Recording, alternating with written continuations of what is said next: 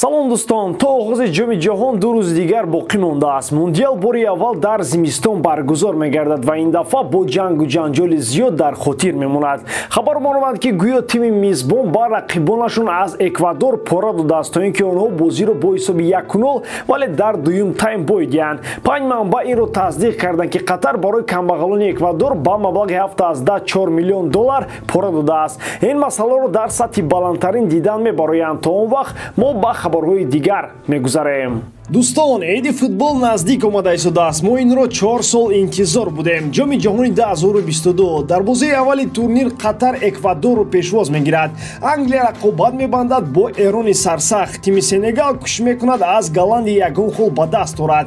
Имея бошад қувваи худро бо Уэлс месанҷад. Чӣ гуна сюрпризҳо моро дар рақобатҳои аввал интизор аст. Тамошои ҳамаи бозиҳоро бо 1x ҷолибтар кунед. Дар он ҷо регистратсияи осон, пур кардани маблағ аз тамоми гӯшаву канори дунё, вале зам муҳим бонус то $100 дар аввалин пардохт бо промокоди AMG 0777. Ссилкаи бозӣ дар комментария. Ба ҳама муваффақият. бозие ки бояд дар таърихи футболи тоҷик бо ҳарфҳои зарин сабаб мешуд доир гардид. Рақобати дӯстонаи мунтахабҳои Тоҷикистон ва Русияро фикр дорам тамошо кардед. Мо танҳо баъзе аз лаҳзаҳои асосии онро бори дигар ба хотир меорем. Бозӣ бо он оғоз шуд ки футболбозони мо зери фишори баланд қарор гирифтанд. Сабаб дар худи бачаҳои мо буд ки бо пойҳои ларзон ба майдон омаданд. Аз ҷиҳати психологӣ омода набудан ба бозиҳо мушкилиҳои ҳамешагии мост. Баъдан каме ба худ омадем, чунки русҳоам он қадар аврупоиам набуданд ки ба ин танҳо сармураббии мунтахаби Тоҷикистон пофишорӣ мекард. Бозиро бо тартиби 4-4-2 оғоз кардем. Тавассути канори Мончер Сафаров чанд ҳамла дар дақиқаҳои якум ба чашм мерасиданд ки метавонистанд хеле хавфнок бошанд. Бозии Ваҳдат Ҳанонов ва Амирбек Ҷурабоев дар сатҳи баландтарин буд. Дар мавқеи худ, яъне хати дифои марказ ва хати нимҳимояи дифоӣ, бозии барқарори ин ду нафар дида мешуд. Аз бозии дар хати ҳуҷум танҳо зарбаи Эҳсони Панҷшанберо метавонем ҷудо кунем. Он ҳам хеле баланд аз дарвоза рафт. нимаи дуввум аз қисми якум фарқкунанда буд. Ту ва назорати бозӣ бисёртар дар ихтиёри бозингарони тоҷик буд. шумораи ҳамлаҳо ва сифати онҳо ҳам беҳтар шуд. лаҳзаҳои дараҷаи хавфнокиашон миёна бештар ба вуҷуд меомаданд. Сармураббии тими миллӣ аз ҳайати захиравӣ аввалин шуда Алишер Ҷалиловро ба майдон овард. ӯ дар маркази майдон барои суръати бозӣ хизмати худро расон. ҳолати аз ҳама баҳсбарангез аз по афтидани Эҳсон дар дохили ҷаримагоҳи русҳо буд. барои шаффоф сурат гирифтани бозии доварон аз Ӯзбекистони рақобатро ҳакамӣ мекарданд. онҳо дар лаҳзаи афтидани Эҳсон пеналти таъин накарданд. дар нимаи дуввум зарбаҳои Эҳсони Панҷшанбе ва Алишер Ҷалилов ба хотир меоянд. дар хати дифоъ Ваҳдат Ҳанонов шоу вазир худаш буд. кулли тӯбҳоро ӯ мебаровард. як маротиба тӯб вориди дарвозаи мо гардид, аммо бо сабаби офсайд гол ба инобат гирифта нашуд. бозӣ бе гол ба анҷом расид. дар нишасти матбуотӣ пас аз бозии сармураббии тими миллӣ гуфт ки ин мусовӣ баробар ба ғалаба аст. аммо ҳақиқат ин ки бо назардошти ҳайати ҷаҳони Русия ва ҳолати кунунии тими мазкур аз ин натиҷа бояд ифтихор накарда сари камбудиё биандешем. моро аз пеш чемпионати Осиё интизор хоҳад буд. Тони Кросс дар маркази таваҷҷӯҳи дастаи Манчестер Сити қарор дорад. гуфта мешавад ки сармураббии шаҳриё Хосеп Гвардиола шахсан ба нимҳимоятгари олмонӣ мароғ зоҳир намудааст. давоми чанд соли охир Тони Кросс ҳамвора дар як сатҳи баланд бозӣ мекунад. ӯ аз сатҳи худ қариб ки ягон маротиба нафаромада буд.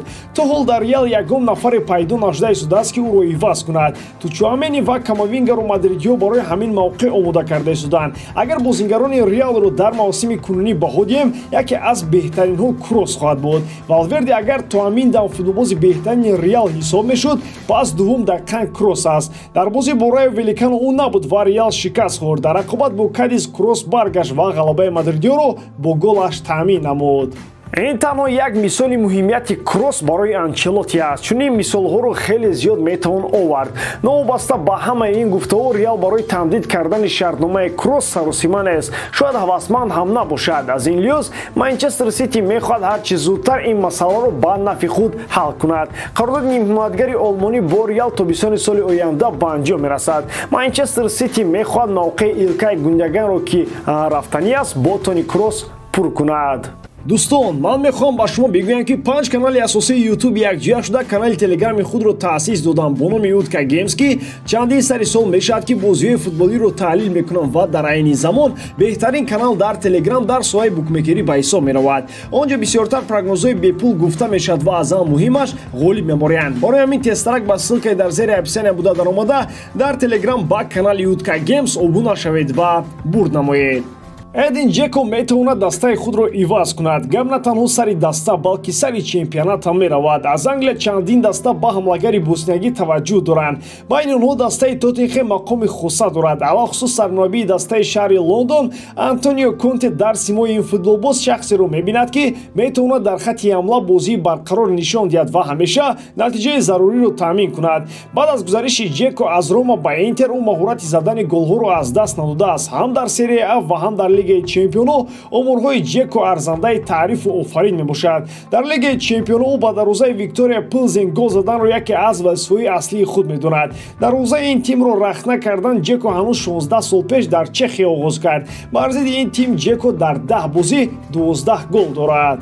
Антонио Конте медонад, ки бо наздик шудани тамошавии шартномаи Кен ӯро нигоҳ доштан мушкил шудан мегирад. Джеко гарчанде футболбози ҷавон ҳам набошад, маҳз барои пур кардани мавқеи Кен ҷалб мешавад. Гуфта мешавад, ки дастаи кишвари Англия аллакай бо футболбози хатти ҳамла дар тамос шуда масъалаи гузариши ӯро дар миён мондаанд. Шартномаи Джеко бо Интер пас аз мавсими ҷорӣ ба анҷом мерасад. Тоттенхем имкони бепул ба даст овардани ӯро дорад. Айни ҳол нархи ӯ 4 миллион евро гуфта мешавад. ҳарчанд натиҷаҳои Усман Дембеле дар дастаи Барселона вақтҳои охир хеле беҳтар шудаанд, футболбози мазкурро наметавон ба пуррагии ояндаи Барселона гуфт. мавзӯи матраҳ он аст, ки дар худи Каталония то охир дарк накарда истоданд, ки бо Дембеле шартномаи нав мебандад ё ин ки не. мавзӯи матраҳ он аст, ки тобистони соли ҷорӣ моҳи июн шартномаи Дембеле ба анҷом расид. то тамом шудани қарордоди футболбози фаронсавӣ пули тавони ӯ 100 миллион евроро ташкил медод. шартномаи нав бо Усмон бо азобу зориву нола имзо шуд. ба дастҳои дигар равад, аммо дар ниҳояти кор Барсаро интихоб кард. қарордоди наваш яке аз шартҳояш чунин буд: бо Дембеле қарордоди кӯтоҳмуддат бо тамомпулии кам имзо мешавад. пас он нақдинаи Усмон тибқи шартномаи нави дарозмуддаташ баланд мегардад.